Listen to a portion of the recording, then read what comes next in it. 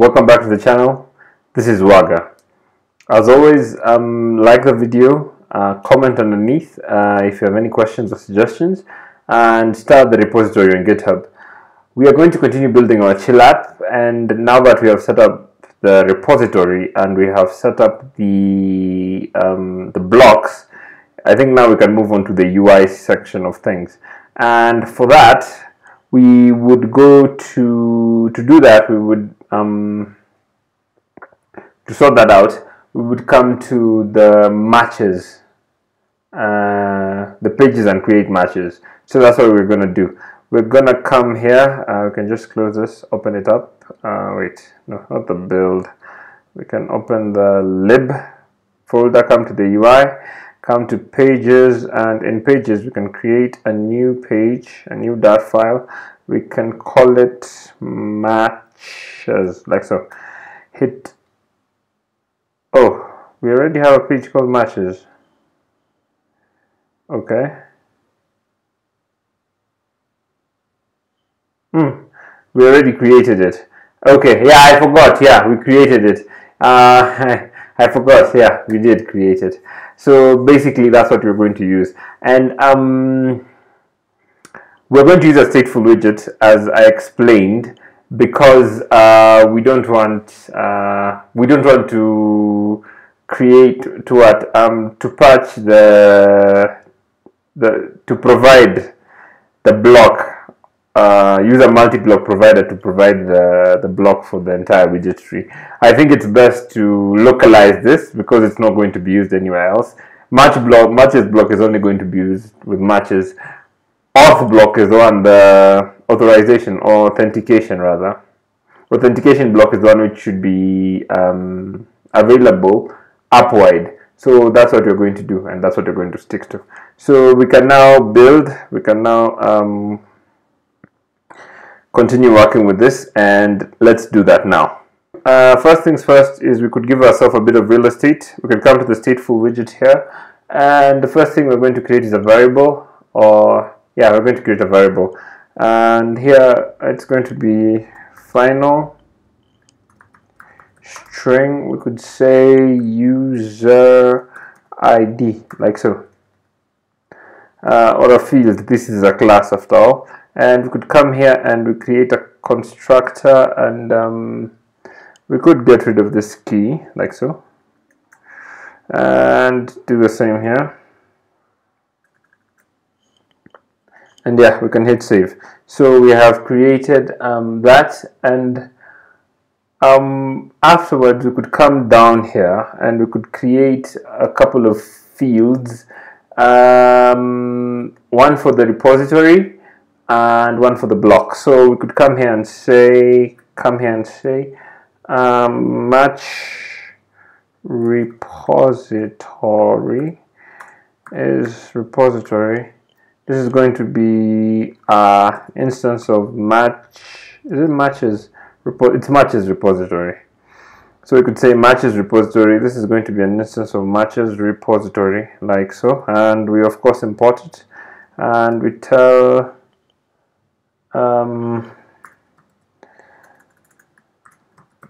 matches repository. We tell that what this is, and of course we put a semicolon here, like so. And after that, we come here and we say matches block, and matches block create a private like so, private variable. And after that we create we're going to be calculating the distance, right? We can see, for example, that Nile is 15,449 kilometers away, right? So because yeah, so for that we need to calculate the distance, and basically we could use the get difference, but first let's create this. We could say int difference, like so. It's going to be, yeah, it's going to get the difference in, since we have both used as location, we're going to use it to calculate the distance. I think we have already used it in search, so let me just let's see if we can reuse it. And what we could do is we could come to the searches page, and we could just copy this get difference, copy it like so. Basically it's the same. I don't see why we should rewrite it. And of course we need to import the various packages. Yeah, so what we're going to do here is first we're going to go to the geolocator. We're going to import the geolocator package, and we're going to get the current position. On Android you can get last known, you can use get last known position, but I had problems with iOS using this. So on Android you could use get last known, last known position. For example, let's import these things. This is going to come from, I think, Firestore, so we could import Firestore, and the geolocator is going to come from geolocator like so. And what I'm saying is here we could say get for Android, we could say get last known position. This worked for me on Android, but on iOS, get current position is what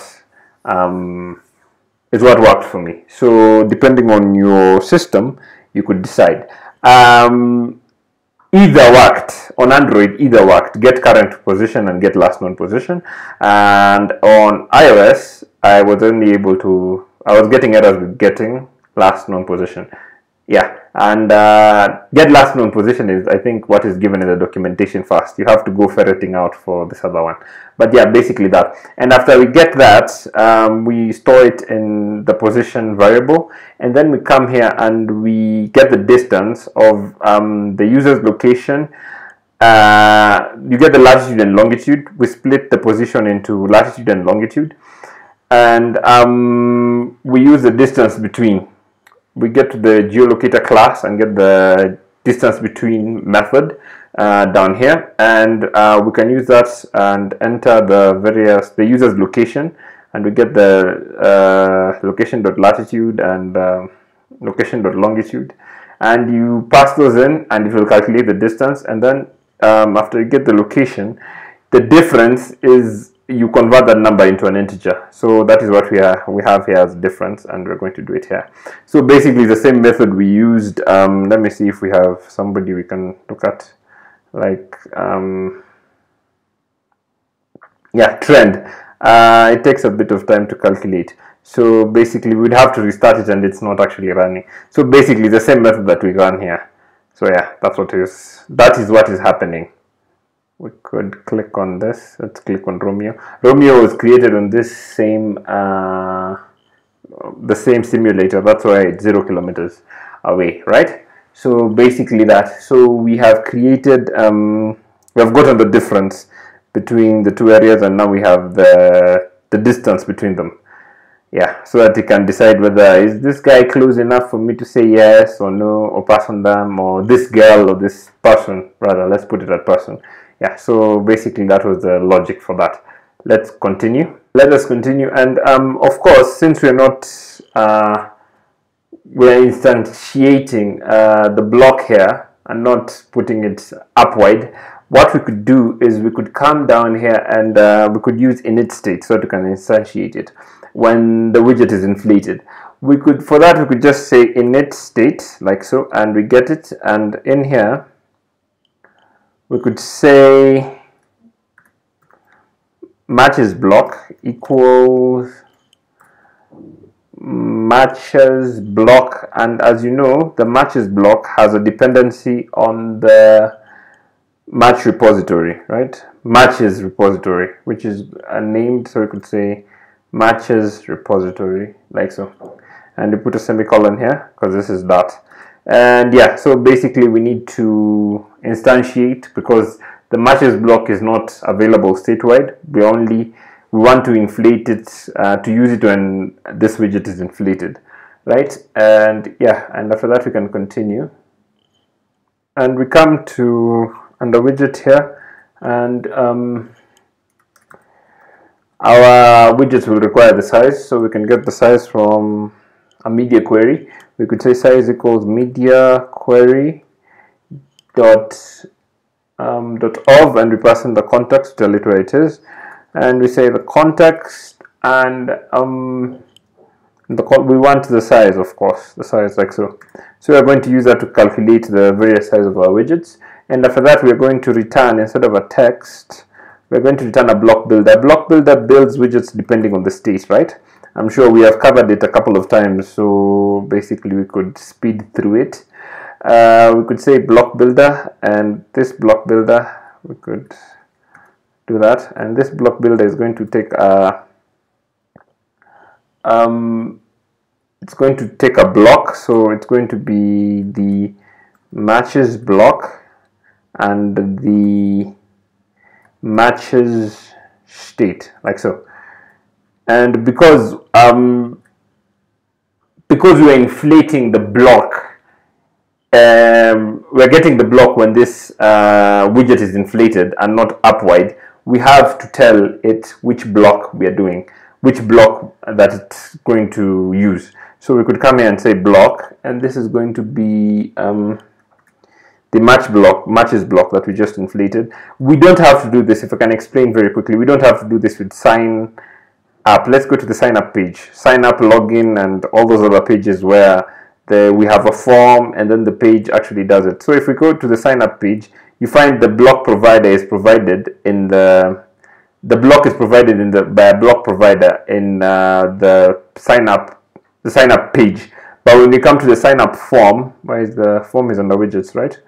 So when you come to the sign up form, let me come sign up form, and we come to the block. There's a block listener first for the block listener is for one-off, right? We come to the block builder to show the snack bar, if you can remember that. So when we come here to the block builder, we don't have to tell it which block, because the block is provided for this entire widget, right? Because this sign up form is contained in the sign up page. So that's a quick detour to explain what I am sure you already know, just a bit of emphasis. And I think we're in matches, not searches. So we come here, and yeah, so you have to tell it which block, because it's being inflated. It's being created when the block is inflated here. And the first thing we could check is if the state is loading state. If the state is loading state, we just want that circular spinner thingy. It's the circular progress indicator, I believe. So if the state is wait, we need a builder. Sorry.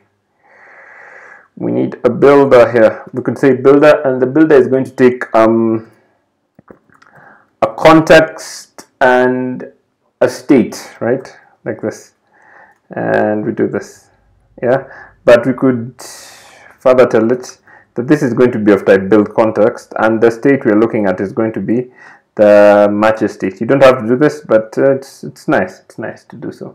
So the first thing we would check if the matches the state. We check the state. The first state we're going to check out is state is loading state. Is loading. Is it load user state? Right? If the state is load user state, since that was what a suggestion, it's probably that. Let's just check our states. We come to matches. Let's check our states. Let's just confirm. Matches state is wait. There is loading state. Oh, okay. There is loading state and there is load user state. So this is supposed to be loading state. So if the state is loading state,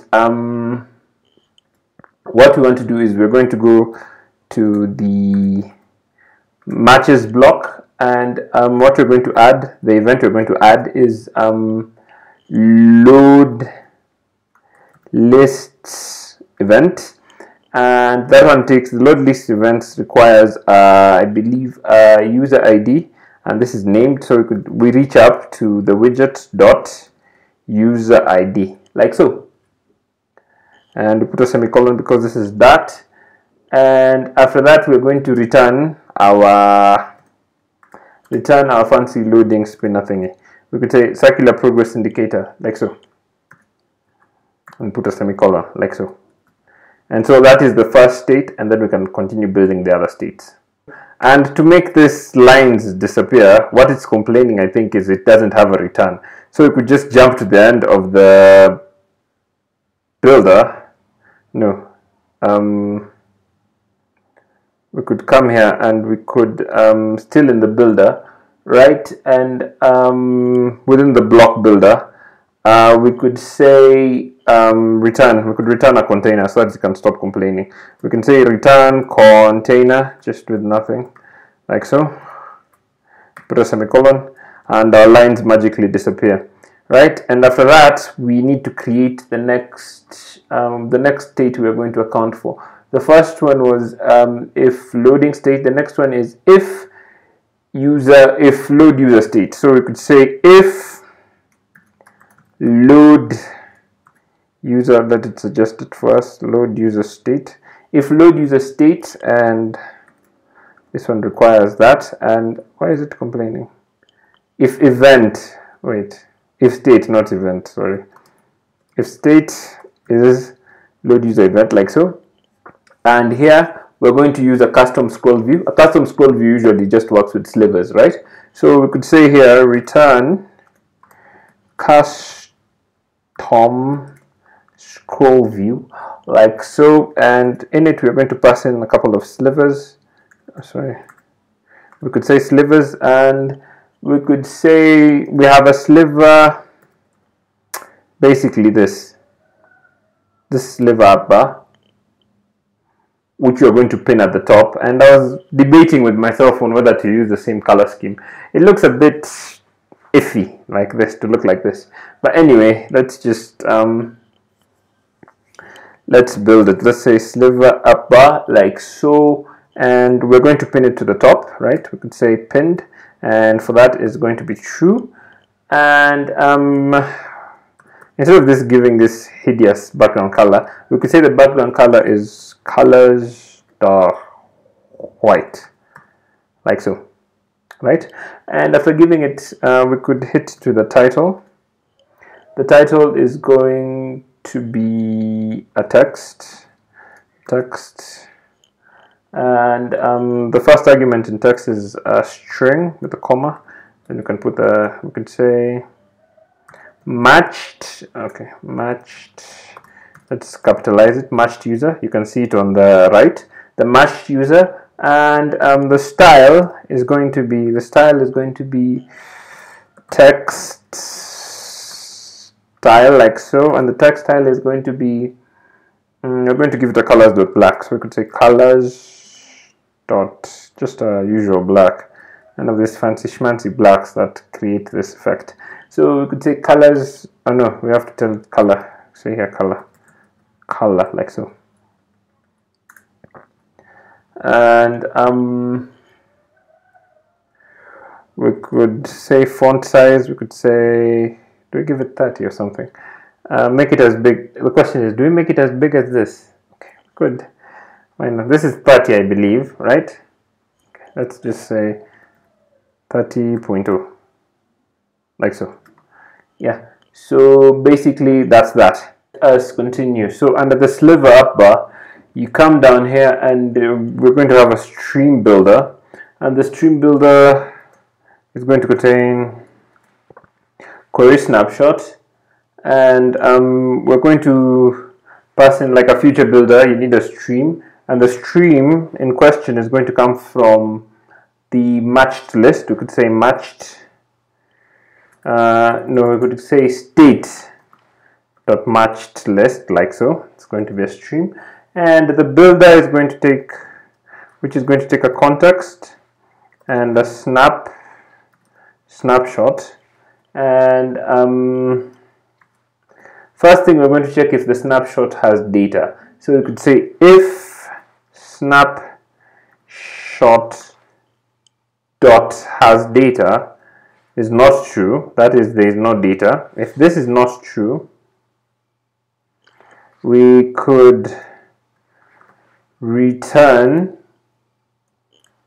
sliver to box adapter, a sliver to box adapter, and the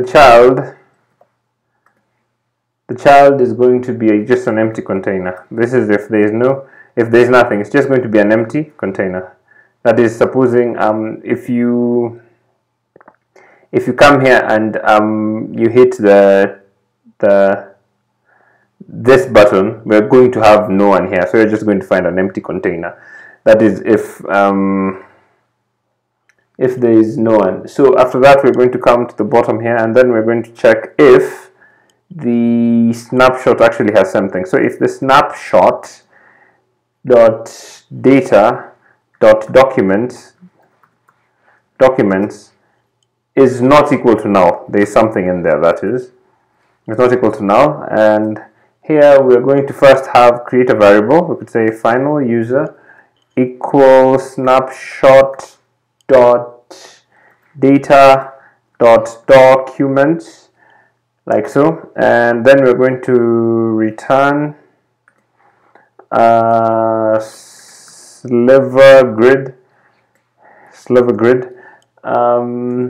and the delegate is going to be sliver child build a delegate, like so. And this one is going to take build context of context and an int of index, like so. And then we are going to come here and we're going to return a gesture detector. We're going to return a gesture, the sliver grid. The delegate is a sliver. Why is this complaining? Okay, we're going to return. Let's just continue. Return a gesture detector, and the gesture detector is going to have an onTap method, and we could say onTap is going to be that, and it's going to be an async, and where we're going to pass the user. So we could say of type user, we could say selected user equals await match repository. Why isn't it helping me? It's like it's on strike or something. Match repository dot. Okay, let me just sort out whatever issue it is, and then we can continue. We have not put a bracket here, a parentheses, yeah, like so. So we save it and it should come, yes, like so, and we can continue. And here the user, I don't think we have imported. Import library, yeah, we import the user. And here I'm not sure if we've gotten the match repository, so let's just get the, okay, matches. It's supposed to be matches, not match. So we can await matches repository, like so. And the matches repository dot, we're going to get the user, get user details. We're going to get the user details, and here we're going to take the user and the index dot and get the document ID, like so. And then we're going to put a semicolon there, right? And after that, we are going to, I think, get the same for get the current user. And for the current user, we could just say user current user is going to be of type user. Current user equals await match as repository dot get user details, and we pass in the, we can reach out to it. We can say widget dot user ID, like so. And this is because, as you can see here, we have the user ID. We get it from there. And so we'll need to pass it in, of course, in the tabs. This widget is called tabs, right? We call the tabs. So we'll need to pass it in, and we'll do that towards the end. And after that, we're going to get the difference. We could say await get difference, and the difference is going to be the selected user we're going to pass in the selected user dot location, the person you have chosen dot location, so that you can get the distance, how far they are from you. So when you click here, for example, it's going to get the distance, or in this case here, it's going to get the distance. So that's what is going to happen over there. Let me just increase the size a bit, and wait, yeah, and after that we can say, we can show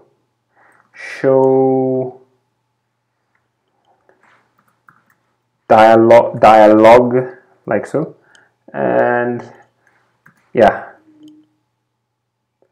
and we'll continue from there. Hi guys, this is Waga from the future. The video you're watching is part of a longer video, and I decided to stop there and split the video into several parts so that it can be easier to go through and consume. Thank you for watching. Like and subscribe. Leave a comment if you have a question, and you can start the repository on GitHub. Have a good day, and I will see you in the next video.